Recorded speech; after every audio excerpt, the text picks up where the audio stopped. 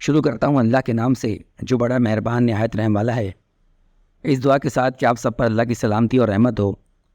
السلام علیکم دوستو، میں آج سے جاوید احمد غامدی صاحب کے ان نظریات پر گفتگو کا سلسلہ شروع کر رہا ہوں جنہیں میں اپنی فہم کے مطابق قرآن سے متضاد سمجھتا ہوں۔ جاوید احمد غامدی صاحب اپنی ایک ویڈیو میں فرماتے ہیں کہ جنت اور جہنم ابھی تیار نہیں ہوئی ہیں۔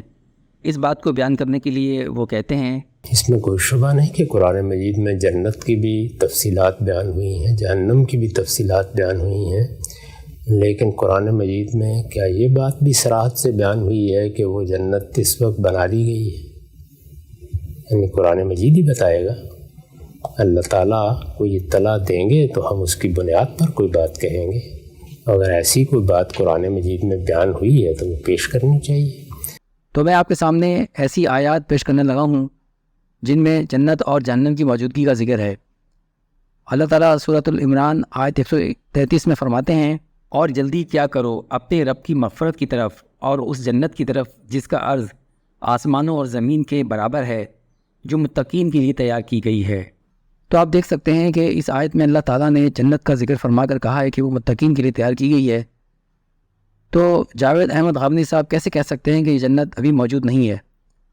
اسی طرح اب ذرا جہنم کے متعلق بھی ایک آیت سن لیجئے، اور اگر تم شک میں ہو اس کے متعلق جو ہم نے اپنے بندے پر نازل کیا ہے تو اس طرح کی ایک ہی سورہ لے آؤ اور بلا لو اپنے مددگاروں کو اللہ کے علاوہ اگر تم سچے ہو۔ پھر اگر ایسا نہ کر سکو اور یقیناً تم نہیں کر سکو گے تو پھر ڈرو اس آگ سے جس کا ایندھن انسان اور پتھر ہیں، جو کافروں کے لیے تیار کی گئی ہے۔ اب میں آپ کو جاوید احمد غامدی صاحب کی جو غلطیاں ہیں ان کی نشاندہی کروں گا۔ غلطی نمبر 1، ان آیات میں جنت کے لیے اعدت للمتقین اور جہنم کے لیے اعدت للکافرین کے الفاظ آئے، جو ثابت کرتے ہیں کہ جنت اور جہنم تیار کی جا چکی ہیں۔ مگر جب یہ بات ان سے پوچھی جاتی ہے کہ اللہ تعالیٰ نے تو یہاں ماضی کے الفاظ استعمال کیے ہیں جن کے مطابق جنت اور جہنم تیار ہو چکی ہے، تو وہ کہتے ہیں کہ قرآن میں بعض یقینی حقائق جو مستقبل میں پیش آئیں گے ان کے لیے ماضی کے الفاظ بھی استعمال ہوتے ہیں۔ ان کی یہ بات درست ہے، لیکن جہاں ماضی کے الفاظ مستقبل کو بیان کر رہے ہوتے ہیں وہاں قرینہ بھی دیکھ لینا چاہیے کہ وہاں مستقبل کی ایسی بات بیان ہو رہی ہوتی ہے جس کو آپ ماضی یا حال میں فٹ ہی نہیں کر سکتے۔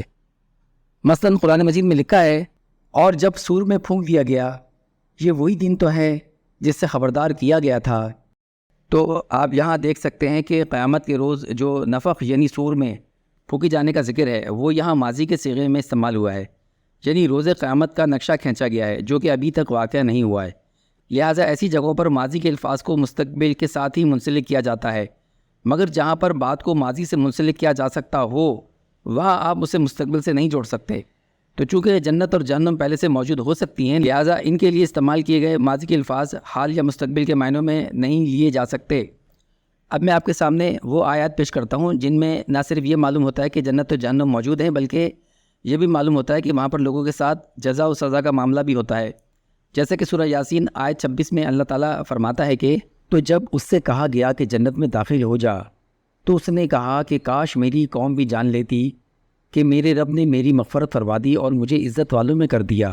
تو یہ بھی ایک ثبوت آ گیا کہ جنت نہ صرف موجود ہے بلکہ اس میں اللہ بعض لوگوں کو داخل بھی کر دیتا ہے۔ اسی طرح جہنم کے متعلق بھی دیکھ لیجئے، وہ اپنے گناہوں کے سبب غرق کر دیے گئے، پھر انہیں آگ میں ڈال دیا گیا، تو انہوں نے اللہ کے سوا کسی کو اپنا مددگار نہ پایا۔ یہاں بھی آپ دیکھ سکتے ہیں کہ اللہ تعالیٰ نے آل نوح کے متعلق فرمایا کہ انہیں آگ جس سے مراد جہنم ہے میں داخل کر دیا گیا۔ لہٰذا یہ آیت بھی ایک ثبوت ہے کہ جہنم نہ صرف موجود ہے بلکہ اس میں آل نوح کو داخل بھی کر دیا گیا تھا۔ اس کے علاوہ آل فرعون کو بھی صبح شام جہنم سے واسطہ پڑتا ہے، بس فرق یہ ہے کہ انہیں اس میں داخل نہیں کیا جاتا، صرف جہنم کی ہولناکی اور دہشت سے ان کے دلوں کو دہلایا جاتا ہے۔ ان 5 آیات کے علاوہ اور آیات بھی پیش کی جا سکتی ہیں، مگر مضمون کی طوالت سے بچنے کے لیے یہ 5 آیات آپ کے سامنے رکھی ہیں جن سے پوری طرح واضح ہوتا ہے کہ اس وقت بھی جنت اور جہنم موجود ہیں۔ اب میں آپ کو بتاتا ہوں کہ وہ اپنے اس موقف کے حق میں کون سی آیات اور کون سے نکات پیش کرتے ہیں۔ کہ اس پوری کی پوری کائنات پر مبنی جنت بنائی جائے اس کو خود قرآن نے بیان کیا ہے کہ وہ جنت ارضھا کارض السماوات والارض ہوگی، یعنی وہ کسی ایک جگہ نہیں ہے یا وہ کسی ایک گوشے میں نہیں ہے، یہ بتایا گیا ہے کہ وہ اس پوری کائنات پر مبنی ہوگی۔ تو آپ نے سنا کہ انہوں نے کہا کہ جو جنت روز قیامت بنائی جائے گی وہ پوری کائنات پر مبنی ہوگی۔ اس کے لیے وہ سورہ حدید آیت 21 کو دلیل بناتے ہیں۔ اس آیت میں صاف لکھا ہے کہ وَجَنَّةٍ أَرْضُهَا كَأَرْضِ السَّمَاءِ وَالْأَرْضِ، تو یہاں اللہ تعالیٰ اس کائنات کی مثال دے کر سمجھا رہا ہے کہ وہ جنت جو دی جائے گی وہ اتنی بڑی ہوگی جتنی بڑی تم یہ زمین اور آسمان دیکھتے ہو۔ یہ تو نہیں کہا کہ میں اسی کائنات کو جنت بنا دوں گا۔ تو دیکھ لیجئے کہ انہوں نے آیت کو سمجھا ہی غلط ہے، اس پر کیا سے کیا بات بنا دی۔ غلطی نمبر 3، جب وہ یہ کہتے ہیں کہ جنت پوری کائنات پر مبنی ہوگی تو وہ جہنم کو بھول جاتے ہیں کہ جہنم پھر کہاں ہوگی؟ جب پوری کائنات ہی جنت میں کنورٹ کر دی جائے گی تو جہنم کے لیے تو وہ کوئی جگہ چھوڑتے ہی نہیں۔ تو یہ ان کی تیسری بڑی غلطی ہے۔ پھر ایک اور جگہ کو وہ بھول جاتے ہیں جہاں نہ جنت ہے اور نہ جہنم، یعنی وہ جگہ جہاں حشر کا میدان لگے گا، اس کے بعد ہی لوگ جنت یا جہنم کی طرف روانہ ہوں گے۔ لہٰذا اگر پوری کائنات کو ہی وہ جنت بنانے کے چکر میں لگے ہیں تو جہنم اور حشر کے میدان کے لیے وہ کون سی جگہ تجویز کریں گے؟ اب میں آپ کو ان کی ایک اور بات سناتا ہوں۔ پوری کائنات پر مبنی جنت کے بارے میں یہ بتایا جا رہا ہے کہ وہ اس وقت بنے گی جس وقت قرآن نے کہا ہے کہ یوم تبدل الارض غیر السماوات۔ غلطی نمبر 4، یا آپ دیکھ سکتے ہیں کہ شاید میں اللہ تعالیٰ نے صرف یہ بتایا کہ زمین آسمان بدل دیے جائیں گے، یہ نہیں فرمایا کہ اس دن جنت اور جہنم بھی بنا دی جائے گی۔ اور بالفرض اگر ایسا ہوتا بھی کہ اس روز پوری کائنات کو جنت اور جہنم تبدیل کر دیا جاتا، تب بھی اس سے پہلے سے موجود کسی جنت و جہنم کی نفی تو ثابت نہیں ہوتی۔ اب ان کا ایک اور بیان سنتے ہیں۔ جب نیک روحیں یہاں سے اٹھائی جاتی ہیں تو ان کا استقبال بھی ہوتا ہے اور ان کو بارگاہ ایزدی میں پیش کرنے کے لیے رکھا بھی جاتا ہے۔ اس کے لیے اگر اللہ تعالیٰ نے کوئی باغ بنا رکھا ہوا ہے جو سدرۃ المنتہا کے پاس ہے تو اس کو قرآن نے بیان کر دیا ہے۔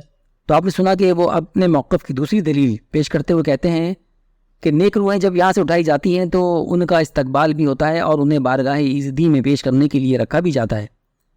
پھر آگے چل کر فرماتے ہیں کہ اس کے لیے اگر اللہ نے ان کے لیے سدرۃ المنتہا کے پاس کوئی باغ بنا رکھا ہے تو اللہ نے اسے بیان کر دیا ہے۔ غلطی نمبر 5، پہلی بات تو یہ ہے کہ انہوں نے شروع میں کہا کہ جو ہمیں قرآن بتائے گا تو ہم اس کی بنیاد پر ہی کوئی بات کہیں گے، یعنی قرآن مجید ہی بتائے گا، اللہ تعالیٰ کو اطلاع دیں گے تو ہم اس کی بنیاد پر کوئی بات کہیں۔ جنت الماوا میں تو خود الماوا کا لفظ بتا رہا ہے کہ اس سے مراد وہ جنت نہیں ہے جو مرنے کے بعد لوگوں کو ابدی زندگی کے لیے دی جانے والی ہے۔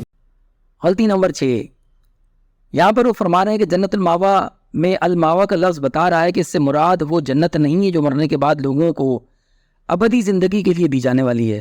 یہ تو انتہا درجے کی غلط بیانی ہے کہ وہ ماوا کے لفظ کو اس بات کی دلیل بنا رہے ہیں کہ اس سے مراد کوئی ابدی قیام گاہ نہیں ہو سکتی، حالانکہ یہی لفظ جہنم کے لیے بھی آیا ہے۔ فَإِنَّ الْجَحِيمَ هِيَ الْمَأْوَى، پھر بے شک جہنم ان کا ٹھکانہ ہوگا۔ تو غور کیجئے، کیا جہنم جہنمیوں کی ابدی قیام گاہ نہیں ہے؟ ماوا کے معنی تو ٹھکانہ ہے، اس سے عارضی قیام گاہ کا مفہوم لینا یہ انہوں نے کون سی ڈکشنری سے اخذ کیا ہے؟ غلطی نمبر 7، پھر قرآن کی کس آیت سے انہیں یہ خبر ملی ہے کہ قیامت سے پہلے اگر کسی کو جنت میں ڈالا جاتا ہے تو وہ عارضی جنت ہوتی ہے، یعنی صرف قیامت کے دن تک کے لیے ایک جنت، جبکہ قرآن مجید تو یہ خبر دیتا ہے کہ جس کو بھی جنت میں ڈالا جائے گا تو ہمیشہ ہمیشہ کے لیے جنت میں ڈالا جائے گا۔ پھر اسی ویڈیو میں وہ فرماتے ہیں کہ وہ جنت چونکہ پوری کائنات پر مبنی جنت ہوگی اس لیے وہ سدرۃ المنتہا کے پاس تو نہیں ہو سکتی۔ جب پوری کائنات پر مبنی ہوگی تو پھر وہ سدرۃ المنتہا کے پاس تو نہیں ہو سکتی۔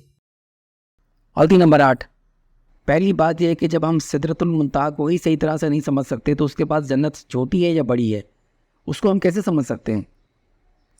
پھر یہ بھی تو ہو سکتا ہے کہ جنت کا راستہ سدرۃ المنتہا کے پاس سے نکلتا ہو، اس لیے کہا گیا ہو کہ وہ سدرۃ المنتہا کے پاس ہے، لہٰذا یہ حتمی طور پر کیسے کہا جا سکتا ہے کہ جنت الماوا وہ جنت نہیں ہے جہاں ابدی زندگی کے لیے رکھا جائے گا۔ اب میں آپ کو ان کی ایک اور بات سناتا ہوں کہ اس وقت بھی اللہ کے نیک بندوں کے لیے کوئی ایسی جگہ ہے کہ جس کو اللہ تعالیٰ نے خاص طور پر اپنے نیک بندوں کے لیے تیار کر رکھا ہے، جہاں وہ کچھ دیر قیام کرتے ہیں پھر سلا دیے جاتے ہیں۔ غلطی نمبر 9، دیکھیے کہ وہ یہاں پر یہ بیان کر رہے ہیں کہ اللہ کے نیک بندے عارضی قیام گاہ میں کچھ دیر قیام کرتے ہیں، اور یہ عارضی قیام گاہ ان کے نزدیک جنت الماوا ہے، مگر اب جو آپ سنیں گے وہ اس میں ایک یو ٹرن لیتے ہوئے نظر آئیں گے۔ یہ دوسری بات بھی قرآن میں بیان ہو گئی ہے، حدیثوں میں بیان ہو گئی ہے کہ لوگوں کو قیامت تک کے لیے سلا دیا جاتا ہے۔ یہ تو نہیں کہا گیا کہ وہ کسی جنت میں داخل کر دیے جاتے ہیں۔ تو آپ نے نوٹ کیا کہ پہلے وہ فرما رہے تھے کہ جنت الماوا ایک عارضی ٹھکانہ ہے جہاں ارواح کا استقبال ہوتا ہے، اور اب کہہ رہے ہیں کہ قرآن نے تو یہ نہیں کہا کہ وہ کسی جنت میں داخل کر دی جاتے ہیں۔ اب ان سے کوئی پوچھے کہ یہ کیسا استقبال تھا کہ جس میں جنت کے دروازے سے ہی انہیں واپس بھیج دیا جاتا ہے، پھر وہ ٹھکانہ تو نہ ہوا؟ لگتا ہے یہ بات بیان کرتے ہوئے ان کے سامنے کوئی روایت آ گئی ہوگی جس کی وجہ سے یو ٹرن مارتے ہوئے انہیں یہ کہنا پڑا کہ انہیں کسی جنت میں نہیں ٹھہرایا جاتا۔ اب سوال یہ ہے کہ پھر انہیں کہاں ٹھہرایا جاتا ہے؟ پھر وہ واپس آتے ہیں اور واپس آ کے ان کو اسی زمین میں سلا دیا جاتا ہے۔ قیامت تک پھر یہی ہوگا۔ اس دوران میں اگر کوئی احوال پیش آتے ہیں، بروں کو بھی آتے ہیں، اچھوں کو بھی پیش آتے ہیں، تو وہ ایسے ہی ہیں جس طرح کہ آپ کو اچھا خواب یا اچھا رویا دکھایا جاتا ہے۔ تو اب جاوید احمد غامدی صاحب نے ایک اور بات کر دی کہ وہ جو آسمانوں پر گئے تھے وہ واپس زمین پر آ جاتے ہیں اور پھر انہیں یہاں زمین پر سلا دیا جاتا ہے، اور ان کے بقول آسمانوں پر تو روحیں گئی تھیں، کوئی گوشت پوست کے انسان تو وہاں گئے نہیں تھے، لہٰذا اب ان کے مطابق روحوں کو سلا دیا جاتا ہے۔ ویسے جن روایت میں سونے کا ذکر آ رہا ہے وہاں پر بھی بات قبر میں پڑے مردے کی ہو رہی ہے، روح کی نہیں۔ تو غامدی صاحب تو ان سے بھی ایک قدم آگے نکل گئے کہ روحوں کو سلانے کی بات کرنے لگے، اور پھر سوئی ہوئی روحوں پر جزا سزا کا ذکر بھی فرماتے ہیں۔ غلطی نمبر 11، اور پھر زمین پر سلانا، اس کا کیا مطلب ہے؟ کیا اس سے ان کی مراد یہ ہے کہ وہ جو قبروں میں مردے پڑے ہیں ان کے اندر وہ روحیں واپس آ جاتی ہیں؟ اگر ایسا ہے تو یہ اب روایت میں بھی ضعیف روایت کی طرف چلے گئے ہیں۔ اور پھر غامدی صاحب تو خود اس بات کو سمجھتے ہیں کہ دنیا میں کروڑوں اربوں لوگوں کی قبریں نہیں ہوتی۔ اب یہ جو ہندوستان میں صدیوں سے مردے جلاتے آ رہے ہیں، ان کی قبریں کہاں ہیں؟ تو پھر وہ روحیں کہاں کر سوتی ہیں؟ اصل میں غامدی صاحب جب سے روایات کے پیچھے لگے ہیں، اب نہ یہ پوری طرح سے قرآن کے رہے اور نہ یہ روایات کے۔ جس طرح روایات میں متضاد باتیں موجود ہوتی ہیں، یا ان میں کبھی یہ بتایا جاتا ہے کہ بندے کو قبر میں سلا دیا جاتا ہے اور جنت کی کھڑکی کھول دی جاتی ہے، اور کبھی ان روایتوں میں یہ بتایا جاتا ہے کہ یہ ارواح تو جنت کے باغوں میں براہ راست پہنچی ہوتی ہیں، کبھی ایک جگہ سے اڑ کر دوسری جگہ جاری ہوتی ہیں۔ تو اس حساب سے غامدی صاحب پر بھی ان روایت کا اثر پوری طرح سے ہو چکا ہے۔ کبھی وہ جنت الماوا کو روحوں کا ٹھکانہ قرار دیتے ہیں، اور کبھی کہتے ہیں کہ انہیں جنت میں داخل نہیں کیا جائے گا بلکہ انہیں زمین پر لا کے سلا دیا جائے گا۔ بہرحال انہوں نے جتنی باتیں بھی کی ہیں وہ سب کی سب غیر قرآنی ہیں۔ انشاءاللہ اگلی ویڈیو میں ان کے عقائد پر مزید بات ہوگی، تب تک کے لیے آپ سے زیادہ چاہتا ہوں وآخر دعوانا ان الحمد للہ رب العالمین۔